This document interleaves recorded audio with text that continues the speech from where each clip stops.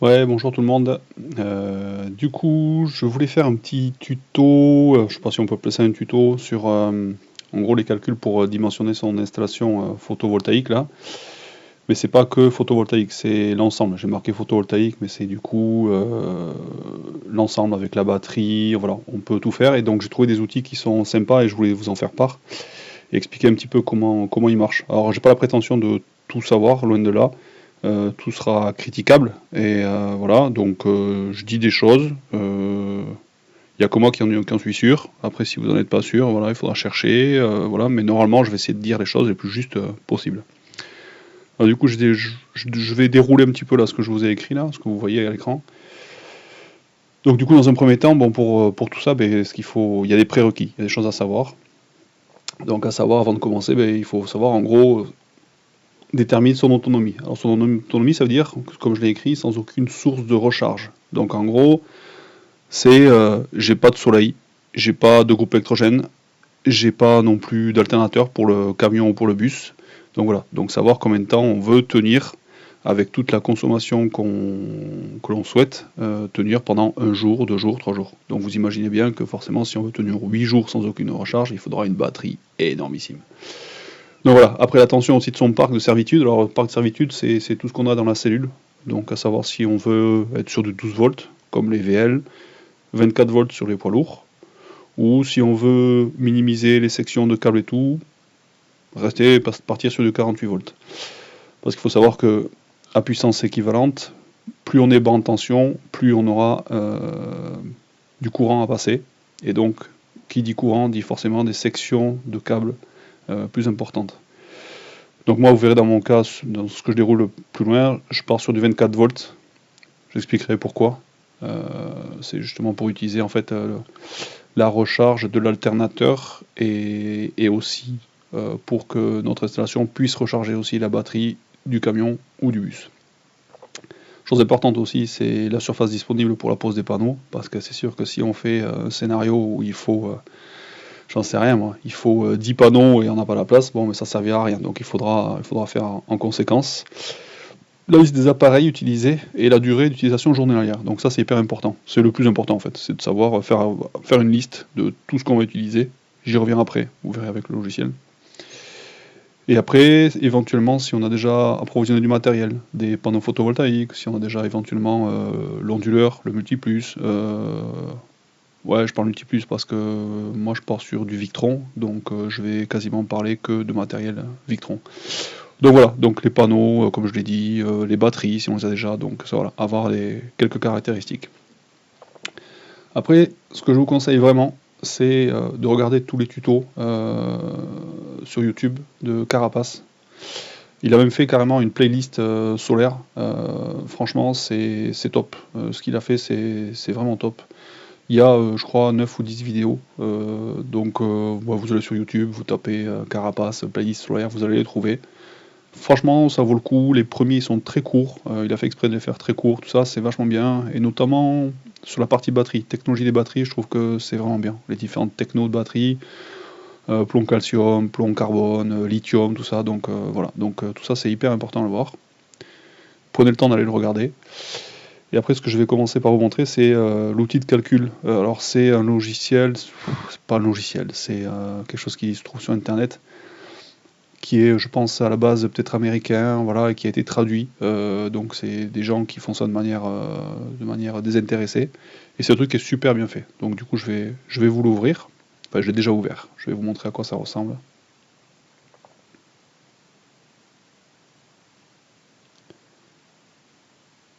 Voilà. Ça ressemble à ça. Donc quand il est vierge, il sera tel quel. Alors du coup, première chose à faire, c'est que je vous conseille de vous mettre en expert. Parce que je vais vous expliquer tous les champs, et comme ça on pourra mettre quelque chose de vraiment beaucoup plus détaillé.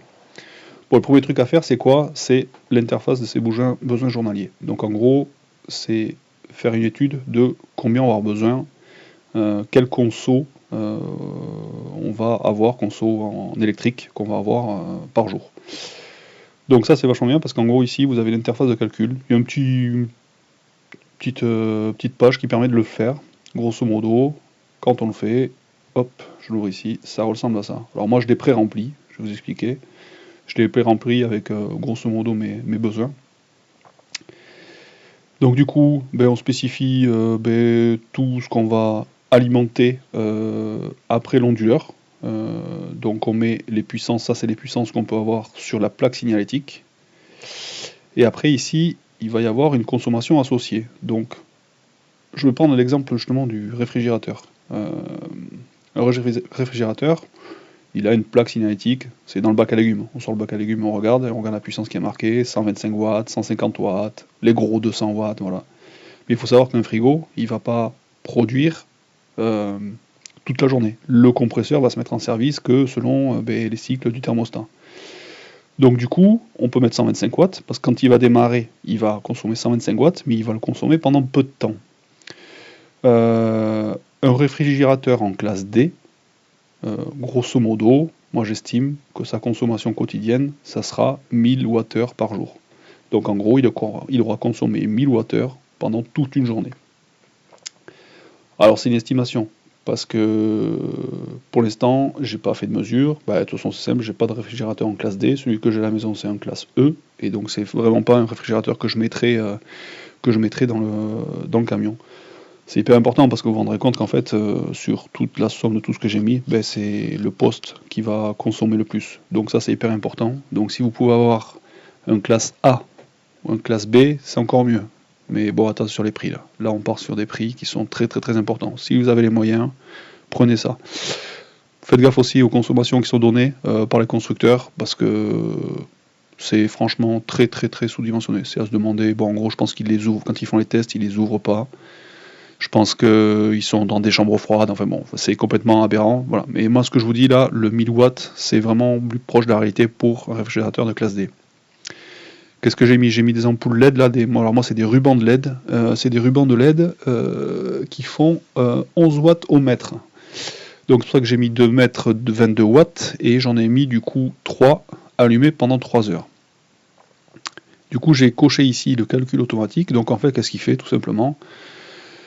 Il fait ses 22 watts multipliés par 3 heures, et il y en a en plus multiplié par 3 parce qu'il y a 3 ampoules LED. Et donc au final, on arrive à 198 watts heure par jour. Bon, si je mets, je fais le test, je mets que 2 heures, crac, ça fait le calcul automatique. Si j'ai fait ça bêtement sur le frigo, qu'est-ce qu'il aurait fait? Il aurait fait 125 multiplié par la durée d'utilisation quotidienne. Et du coup, ça c'est pas bon. Voilà, comme je vous l'ai dit, le compresseur il se met en route que pendant certains moments. Donc voilà.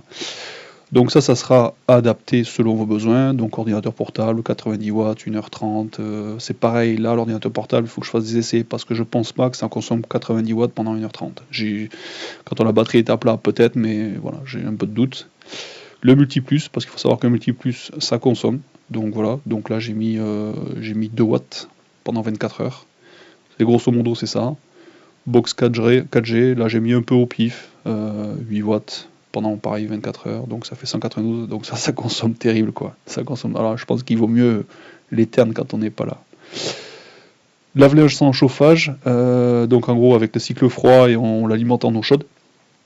Pour la petite aparté, je ne sais pas si vous savez, il y a des lave-linges qui existent avec directement l'entrée d'eau chaude derrière. Donc en gros il fait directement son mélange au froid d'eau chaude.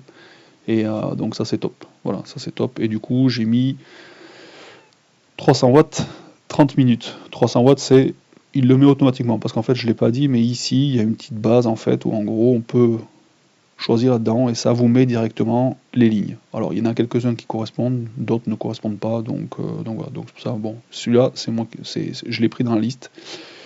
J'ai mis 30 minutes. Alors les cycles généralement c'est plutôt 1 heure, mais du coup je suis parti dans le principe que voilà, si on faisait une machine tous les 2 jours, c'est pas mal, hein. Donc une machine un cycle de 1 heure tous les 2 jours, c'est équivalent à 30 minutes tous les jours de 300 watts. Donc là 150 watts heure jour, recharge téléphone portable, machine à coudre, pompe à eau important. Alors 50 watts, je sais pas si c'est vrai, pas vrai, enfin en tout cas c'est ce qui est marqué sur la plaque signalétique. 3 heures par jour, c'est pas mal, 150 watts quand même. Chauffage, donc ça c'est une donnée qu'on aura que l'hiver, chauffage et sa pompe de circulation. Donc voilà, parce que moi j'ai un Eberspacher 10 kW, donc grosso modo c'est ce qu'il consomme, c'est la théorie, j'espère que c'est la vérité, voilà. Ça c'est voilà, 50 watts pendant 12 heures, et là c'est des grosses consos, ça plus la pompe, 600 Wh. Voilà, ça fait la somme directement, donc ça veut dire que du coup, par jour, l'hiver, parce qu'on a le chauffage, on consommera 3191 Wh par jour. L'histoire de la puissance instantanée, c'est en gros, ça correspond à cette colonne, en gros, c'est si on coche, ça veut dire qu'on va utiliser en même temps, tout en même temps, le réfrigérateur, l'ordinateur portable, machin, voilà, tout ça c'est en même temps. Ça sert à quoi? Ça sert en fait à dimensionner la puissance du multiplus. Voilà. Bon, une fois qu'on a fait ça, vous cliquez ici, ça va le mettre directement dans l'autre page, dans cette page ici. Voilà. Du coup, je vous montre le calcul que j'ai fait. Ça, c'est le résultat. Donc, on commence ici. Voilà. 3000 Wh par jour, 700 watts. C'est ce qu'on retrouvait avant. Inclinaison des panneaux, ça, c'est dans le monde idéal, 65 degrés. Mais bon, je pense qu'il y en a pas mal qui ont fait des supports mobiles, tout ça. Donc, ça vaut le coup de le mettre. Voilà. 65 degrés, c'est le truc idéal. Orientation des panneaux, 0 degré, ça veut dire qu'ils sont plein sud. Vous verrez ici, il y a à chaque fois des petites... voilà, on peut cliquer là, et il y a des informations qui sont vachement intéressantes. Voilà.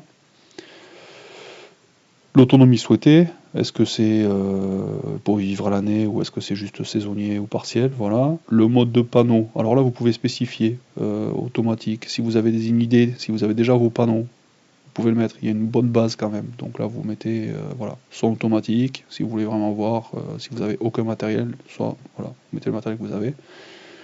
Rendement électrique des batteries, alors 0,85, ça franchement j'en sais rien. J'ai laissé tel quel.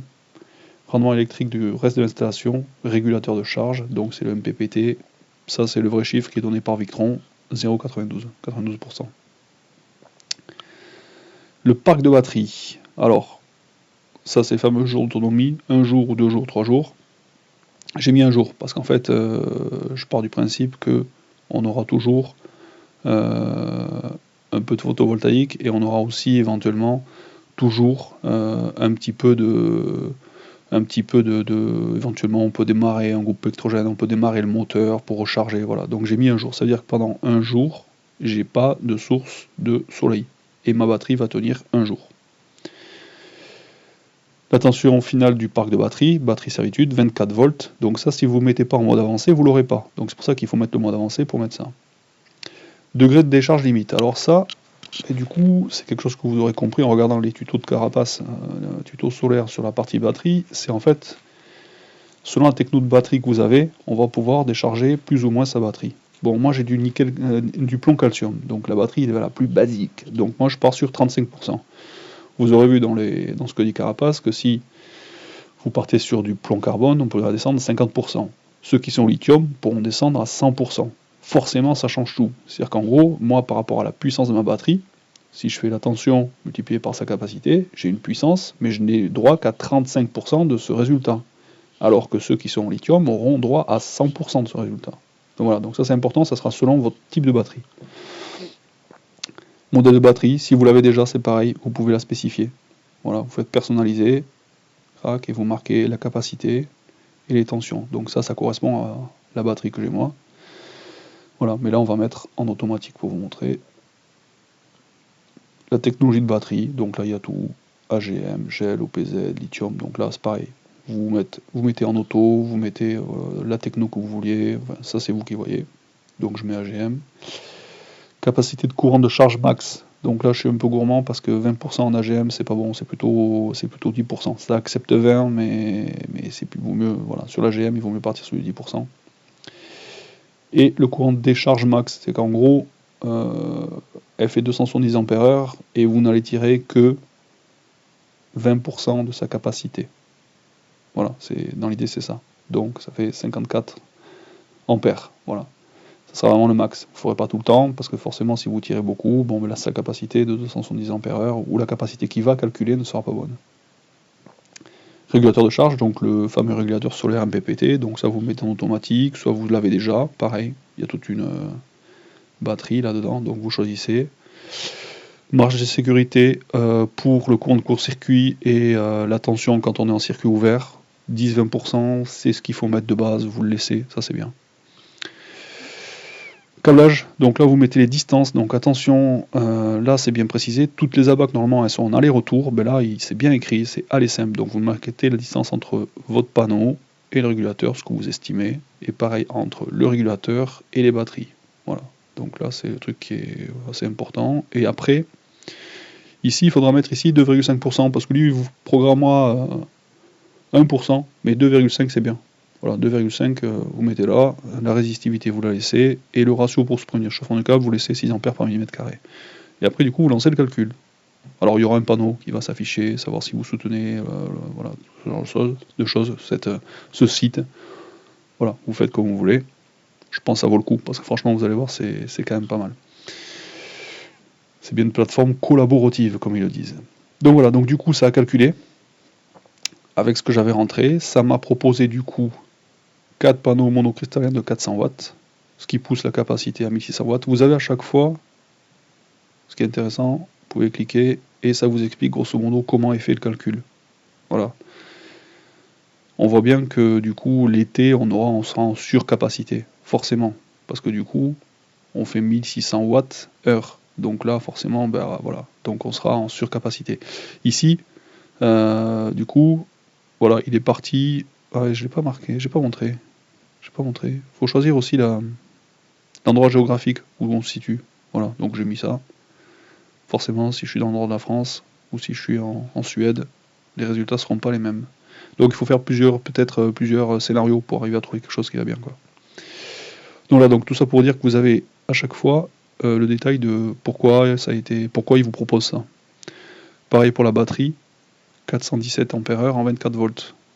Alors là, je sais pas pourquoi, désolé, nous n'avons pas réussi à faire une hypothèse de câblage pour les batteries. Alors je vais mettre les batteries en... Parce que j'ai mis AGM, je vais tout mettre en automatique. Et on va relancer le calcul, on va voir. Yes, là c'est bon. Donc du coup il a changé, il est parti sur 4 batteries gel de 12 volts de 150 ampères-heure, ce qui pousse la capacité à 500 ampères-heure. Donc ça vous montre même le câblage qu'il vous a proposé, à savoir 4 panneaux en série, le régulateur et les batteries, donc 2 en série et 2 en parallèle. Donc il vous a tout proposé, il vous a proposé les batteries, type de batterie, ça vous a proposé aussi le régulateur qui va bien avec. Ça après on peut affiner, je vais vous montrer après comment on peut affiner pour la partie régulateur. Voilà, donc pareil, à chaque fois on a le détail de comment il a fait pour calculer tout ça. Le convertisseur, un petit convertisseur, hein, puissance 24-800, ça c'est pareil, c'est par rapport aux besoins qu'on a mis. Si nous on va, j'en parlerai après, mais si on va alimenter des récepteurs supplémentaires, il faudra monter en puissance. Ça je vous en parle après. Contrôleur de batterie, il est conseillé, forcément il est conseillé, BMW, voilà. Le câblage, ça vous dit carrément les sections de câblage, voilà. Alors les coûts, j'en sais rien si c'est vrai ou pas, ça me paraît bizarre. 1,50 m de 10 carrés, ouais peut-être, j'en sais rien. Bon, ça proposait ici un autre calculateur pour les sections de câbles, Sigmatech, bon ça n'existe plus, dommage, parce que j'aurais bien voulu vraiment le tester, mais bon, voilà. Ça sera pas possible, et du coup vous avez après une estimation des coûts, pareil, je sais pas si c'est vrai, pas vrai, bon voilà, comme moi j'avais déjà acheté du matériel, tout ça, donc je sais pas si c'est vrai. Voilà, et donc l'idée c'est de faire un peu après différents scénarios. Là vous avez plutôt un scénario à cet endroit pour l'hiver, après vous virez le chauffage, la pompe de circulation, et du coup vous avez éventuellement un scénario que vous allez mettre peut-être en Espagne l'été, voilà, vous aurez plusieurs trucs, comme ça vous permettra de vous faire une petite idée. Donc voilà, donc ce petit logiciel, cette petite page internet, elle est vraiment, vraiment pas mal. Et après, du coup, je voulais vous parler aussi, donc, comme je vous l'ai dit, pour la partie régulateur, on a un truc qui existe qui est un peu plus pointu. Je reviens ici. Hop, à savoir l'outil de détermination de Victron.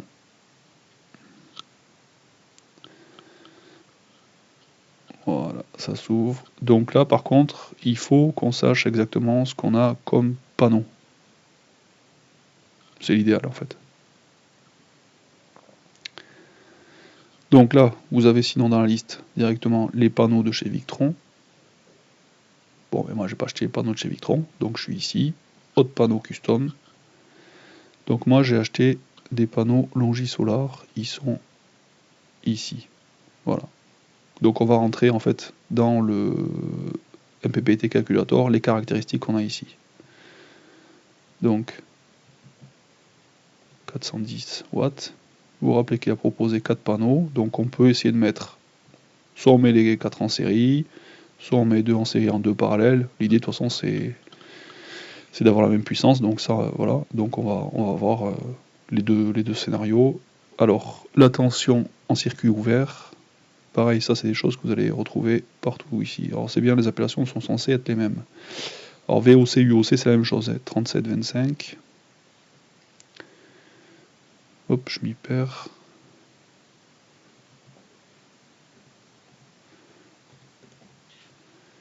ISC, je crois qu'on est à 13 et quelques. Il est où, il est où? Ça c'est dans le courant de court-circuit, 13,88.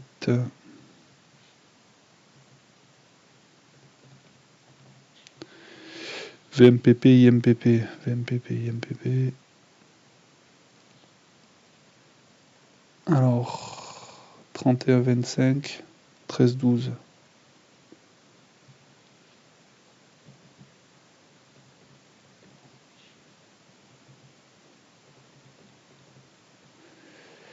Ça, c'est les coefs selon la température, sur la tension et sur le courant. Ça les influence forcément. C'est pour ça qu'il faut bien décoller les panneaux aussi du véhicule. Alors ça, c'est pareil, normalement, c'est donné pour avoir la même chose que... Est-ce que je les ai quelque part là? Ah, là, je les ai pas. En fait, il faudrait télécharger parce que je l'ai pas là, mais en gros... Désolé. Ça y est, dans les caractéristiques, quand on télécharge le PDF, c'est écrit. Bon, on va dire que c'est bon. Que c'est standard et que c'est bon. Longueur de câble. On parle du panneau MPPT. Qu'est-ce qu'on avait mis? Qu'est-ce qu'on avait mis? Qu'est-ce qu'on avait mis? Je crois qu'on avait mis ça. Non, 8 mètres. 8 mètres et il les a proposés en combien? En 2,5.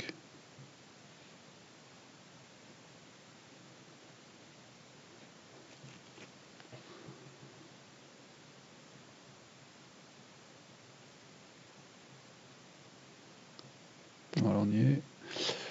Température de panneau, ça c'est bien pour les camping-cars, c'est pas mal. Tension du système, 24 volts. Voilà. Après voilà, si vous voulez ça ou ça, si vous voulez, enfin ça c'est... Voilà. Et après, là c'est pareil. Il faut qu'on mette la ville, donc je mets la ville. Allez. Donc on a une estimation. Franchement, ça correspond à ce qu'on a vu, la courbe qu'on a vue sur l'autre. Et par contre, ça propose directement. Voilà. Alors ça nous propose ici un 100 par 50. Vous avez éventuellement les calculs qui s'affichent ici. Voilà. Quand ça apparaît en rouge, c'est qu'en fait, lui, à un moment donné, on va dépasser le courant, mais lui, du coup, il va le saturer parce qu'il a la possibilité de le limiter. On va mettre 4 en série, comme là. Il propose un 250-60. Et il avait proposé un... j'ai mis pomme.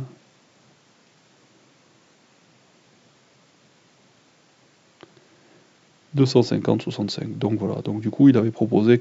Il propose... Voilà, c'est vraiment fiable parce qu'au final, on arrive à la même chose. Éventuellement, si on veut les mettre en série en parallèle, voilà, ça proposera celui-ci. Voilà, donc ça c'est voilà pour la partie régulateur, ça nous permet de le revérifier, c'est un peu plus pointu, le logiciel là, celui-là est un peu plus pointu, parce qu'il y a les graphiques, on voit les... Bon voilà. Il y a aussi une feuille Excel qui existe, bon c'est pas mal, c'est... Ouais, là par contre avec celui-là, oui on limite à 30 ampères, mais comme on est en série, non c'est pas gênant. Parce que en court-circuit on n'y sera jamais, donc... non c'est bon. Ça c'est bon. Voilà pour la partie régulateur. Et après, je voulais faire une petite aparté sur... alors ça, je vais remercier Alan qui m'a envoyé ça, qui m'a envoyé un document de chez Victron. C'est un document qui reprend en fait tout le câblage, toute la partie câblage qu'il faut réaliser, comment il faut le réaliser. C'est trop bien fait. Alors c'est long, il faut le lire. Mais franchement, c'est top. Parce qu'il y a des trucs pour les sections de câbles et tout. Enfin, c'est top, justement. Là, j'ouvre la fameuse page pour les sections de câbles. Où en gros, là par contre, on parle bien de la longueur totale, à savoir aller-retour. Surtout, vous ne faites pas avoir avec ça, dans le courant continu, quasiment à chaque fois, il faut prendre l'aller-retour. Donc là, quand on dit jusqu'à 10 mètres, c'est qu'en fait, les deux appareils sont loin que de 5 mètres en fait. Il faut vraiment, vraiment prendre ça en compte. Donc si je veux, j'en sais rien, envoyer... prenons un exemple concret. Moi, si je veux alimenter ma batterie de camion directement avec la batterie de la cellule, parce que j'ai une technologie qui le permet, la technologie AGM, j'ai une distance, j'en sais rien, de 10 mètres entre mon parc de batterie servitude et le parc de batterie. Bon, j'ai 10 mètres, donc ça fait 20 mètres aller-retour. Si je veux envoyer 120 ampères, je peux pas parce qu'en gros c'est 90 ampères maxi et il faudra mettre du 120 mm². Je vous laisse imaginer la taille du truc, quoi. Je vous laisse imaginer. Bon voilà, mais voilà, vous avez ça, mais il y a tout pour le câblage, quel câble utiliser, les embouts de câble, enfin franchement ça c'est top. Donc il s'appelle, vous trouverez sur le site internet de Victron, Wiring Unlimited. Donc ça il faut vraiment, voilà, c'est top. Ça explique toute la façon de faire, tout ça. Voilà. Donc ça c'est vraiment l'idéal. Et après du coup, je finis par la partie multi-plus, donc le convertisseur, chargeur, tout ça. Donc je vous mets ça, oh je suis allé trop vite, alors je vous mets ça, voilà. Donc là, c'est un crowbar en fait du multi-plus, que vous remarquerez au milieu. Parce qu'il y a des choses à comprendre, des choses à savoir, je sais pas si tout le monde le sait, c'est pas très clair, j'ai bataillé, franchement j'ai bataillé pour le comprendre. Bon voilà, ça ici c'est la partie 220, quand on est branché au 220, quand on a un groupe électrogène. En gros ici, on peut aller jusqu'à 32 ampères. Donc 32 ampères, ça fait 7360 VA. Donc en gros, c'est un bon groupe électrogène ou une bonne entrée. Par contre, il faut faire gaffe à sa prise, parce que les prises, généralement, c'est des prises, quand on les achète, c'est des prises de 16 ampères. Donc du coup, vous imaginez bien qu'il faut la choisir, parce que si on y envoie 32 ampères, lui il les prendra les 32 ampères, hein. Avec une prise de 16, c'est la prise qui va faire fusible. Donc voilà, donc 32 ampères par contre en camping on ne le trouve pas, ça sera 16 ampères maximum. Mais bon, quitte à mettre une prise, si on achète du matériel, autant peut-être mettre la 32, comme ça vous êtes tranquille. Pareil, groupe électrogène, 7360 VA, ça fait un gros groupe électrogène. Ça va emmerder les voisins, hein, ça c'est sûr. Bon, tout ça pour dire que du coup on a 32 ampères qui peuvent rentrer. Ici on a nos sorties en alternatif, donc la sortie principale c'est celle-là, AC Out 1. Donc celle-là, 3000 VA. Quand on est que sur les batteries, quand on est du coup hors réseau, ici 3000 VA. 3000 VA ça fait 2300 watts, grosso modo. Voilà, dans cette présentation, je ne parle pas du tout des sources courant continu annexes, à savoir, on a nos panneaux qui viennent ici produire, on a un autre alternateur qui vient ici produire, ça j'en parle pas. Voilà, ça c'est vraiment tel que, voilà, on est que sur les batteries, ou que sur le réseau, ou sur les deux. Voilà, ça c'est la particularité aussi, c'est qu'on peut faire les deux. Donc en gros, le cas le plus simple, on commence par là, on est branché au réseau, ou au groupe électrogène, et la batterie est chargée au maximum. Donc ici, en fait, on va cumuler les deux puissances, à savoir 32 ampères qui arrivent depuis le réseau ici, plus la batterie qui peut fournir jusqu'à 3000 VA. 3000 VA, c'est équivalent à 13 ampères. Donc ici, sur cette sortie-là, ou là c'est out 2, les deux, ou l'une ou l'autre, on peut avoir quand même jusqu'à 10 350 VA. C'est qu'en gros, va transiter 10 kVA par le multiplus. Lui, en fait, il fait juste, en gros, office de... Sur cette partie-là, c'est des interrupteurs qui se ferment, on le voit, hein, c'est des contacteurs, clac, clac, clac, qui se ferment, et du coup, il envoie la puissance du réseau, il l'envoie directement à l'intérieur par son intermédiaire. Et il vient en plus rajouter 3000 VA depuis les batteries. Bien sûr, il faut qu'on ait les batteries chargées au maxi. Autre option, on a les batteries qui sont à zéro parce qu'on est parti, parce qu'on n'a plus d'autonomie, machin, voilà.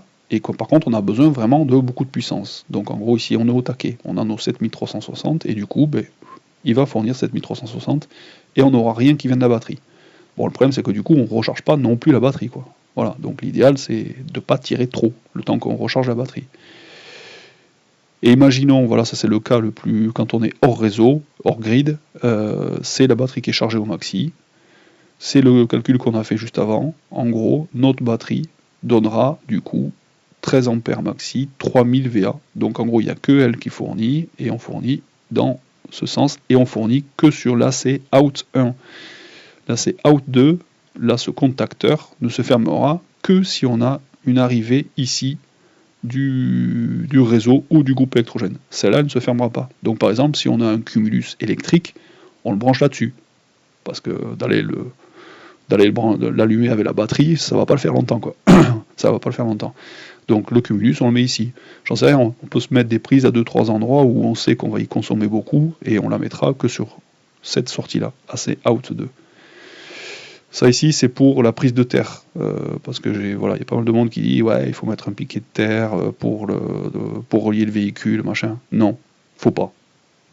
Je suis très clair, il faut pas. En gros, quand on est alimenté directement par la batterie, celui-ci sera fermé. C'est-à-dire qu'en gros, le neutre est relié à la carcasse de votre véhicule.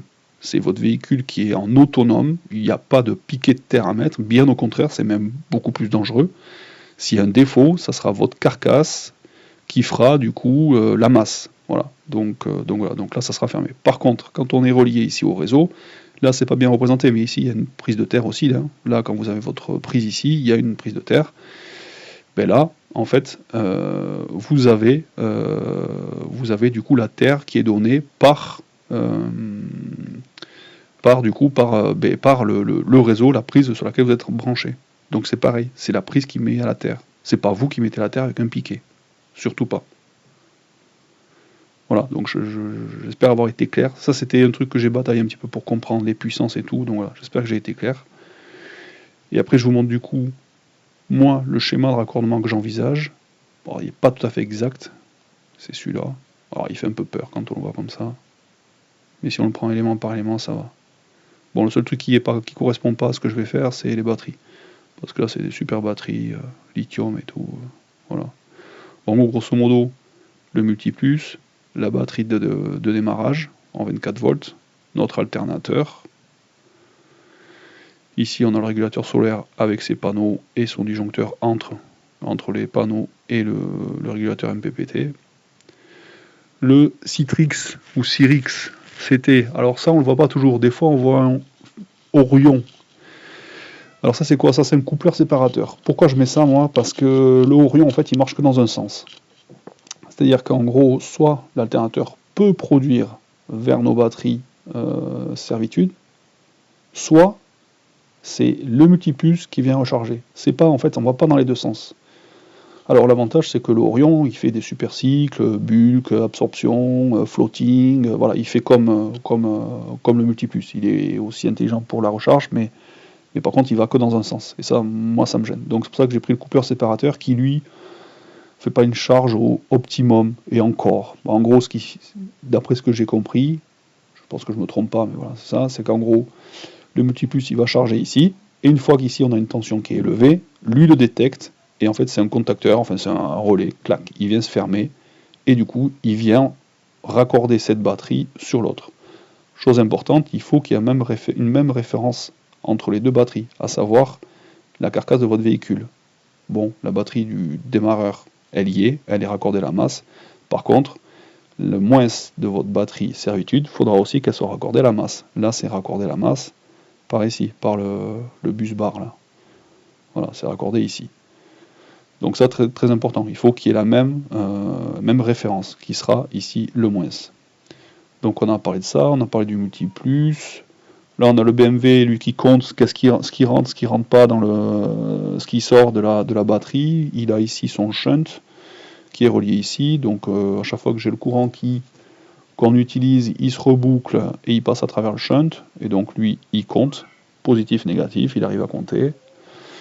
Voilà, et après, ici on a les arrivées, du coup, soit cette prise c'est quand on est branché, soit ici, groupe électrogène. Donc on a les deux arrivées qui sont là, on ne peut pas avoir les deux en même temps, c'est l'une ou l'autre. Et on passe de l'une à l'autre via ce sélecteur. C'est un commutateur à cam, ou un interrupteur à cam, ou un sélecteur à cam.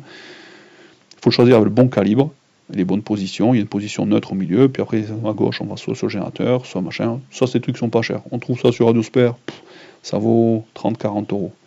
Et après, bon, bien sûr, on met toutes les protections associées selon les puissances. Ici, on a une prise 32 ampères, on va mettre ici un disjoncteur 32 ampères.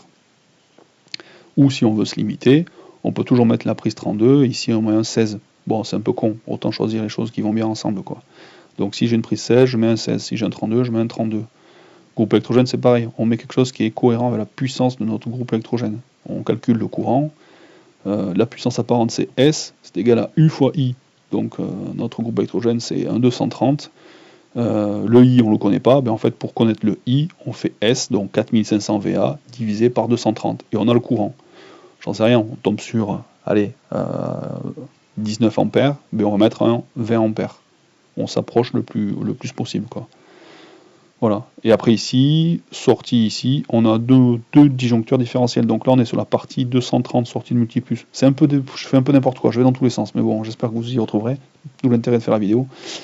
Donc en gros, on a la AC out qui passe par ce circuit avec son disjoncteur différentiel et l'autre AC out qui passe par ici. C'est pareil, les calibres de nos disjoncteurs différentiels, on va choisir en fonction de ce qu'on va mettre. On a calculé tout à l'heure.